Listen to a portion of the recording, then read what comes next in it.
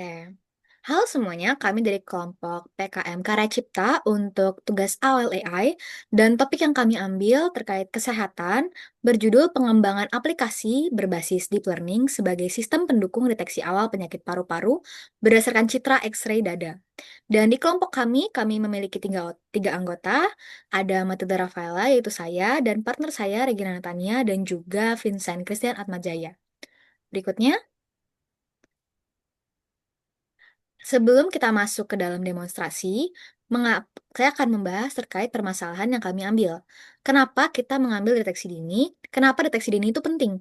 Jadi untuk penyakit pernafasan, untuk penyakit paru-paru, itu terdapat urgensi karena untuk tipe penyakitnya itu memiliki pengembangan yang cukup banyak di akhir-akhir ini, terutama karena polusi, karena lingkungan, penyakit seperti COVID-19, pneumonia, dan TBC itu sekarang memiliki tingkat keparahan yang tinggi dan gejalanya itu seringkali tumpang tindih.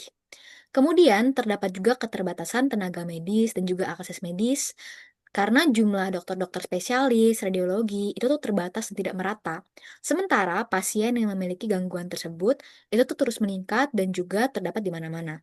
Dan dampak dari hal tersebut adalah adanya resiko keterlambatan diagnosis, penurunan efisiensi layanan kesehatan pula. Berikutnya, sehingga solusi yang kami usulkan untuk permasalahan tersebut adalah berupa inovasi AI-powered decision support system. Solusi kami ini berupa aplikasi pendukung keputusan medis yang berbasis artificial intelligence dengan core teknologi yang menggunakan deep learning dengan arsitektur convolutional neural network dan menggunakan platform berbasis web yang dikemas dengan Docker untuk kemudahan deployment. Dan peran dari sistem aplikasi kami ini sebagai alat pembantu atau second opinion dan bukan pengganti diagnosis dokter. Nah, aplikasi kami ini juga memanfaatkan bahasa Python ya, oleh karena itu ada gambar Python ya untuk pengembangannya. Dan untuk aplikasi kami akan meminta input citra atau citra X-ray, kemudian akan diproses dengan model CNN dan akan memberikan output prediksi. Setelah itu akan dilanjutkan oleh partner saya, Regina.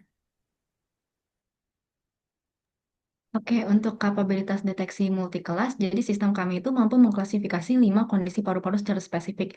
Kondisi yang pertama itu ada paru-paru yang sehat, yang kedua itu ada paru-paru dengan tuberkulosis, yang ketiga ada paru-paru dengan pneumonia bakteri, yang keempat ada paru-paru dengan pneumonia, dan yang kelima itu ada paru-paru dengan COVID-19. Boleh next. Selanjutnya untuk data dan metodologi, jadi sistem kami itu akan meminta input berupa citra X-ray dada atau chest X-ray yang kami pilih karena citra X-ray dada itu cepat, murah, dan umum tersedia. Dan citra X-ray dada itu kita dapatin dari repositori publik. Terus input tadi itu akan diproses melalui tahap-tahap berikut seperti pre-processing yang meliputi resize dan normalisasi dan ekstraksi fitur oleh CNN. Kemudian input tersebut setelah diproses akan menghasilkan output berupa prediksi kelas penyakit, confidence score-nya, dan saran terkait penyakit tersebut. Untuk demo aplikasi selanjutnya akan dilanjutkan oleh teman saya Vincent. Oke, sekarang saya akan mendemokan cara penggunaan aplikasi ini secara lokal di komputer aku.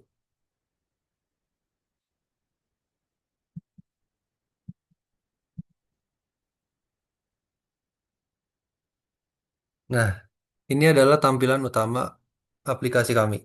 Simple, agar mudah digunakan oleh tenaga medis maupun pengguna umum.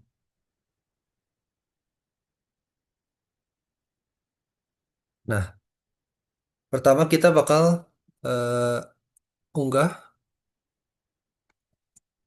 salah satu sampel file X-ray dada dari dataset kami. Contohnya saya bakal eh, masukin gambar paru-paru yang terindikasi tuberkulosis. Nah, setelah gambar masuk, kita bakal klik tombol prediksi. Nanti di belakang layar, model CNN akan memproses ekstraksi fitur dari gambar ini. Nah, di sini bisa kelihatan hasilnya itu langsung keluar. Sistem memberikan confidence score sebesar 91,71%, di mana artinya itu pengguna itu terdeteksi tuberkulosis dengan akurasi 91%. Nah, kita bakal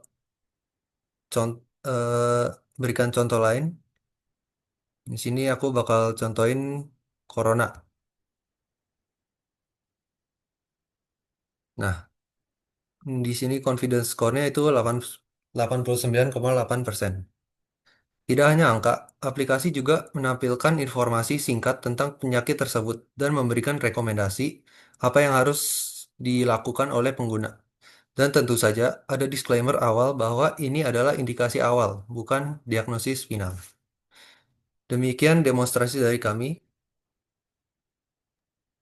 Ya, saran yang diberikan juga itu masih agak cukup singkat karena jika kami mendapatkan pendanaan, kami akan berkonsultasi kepada spesialis agar bisa memberikan saran yang lebih tepat.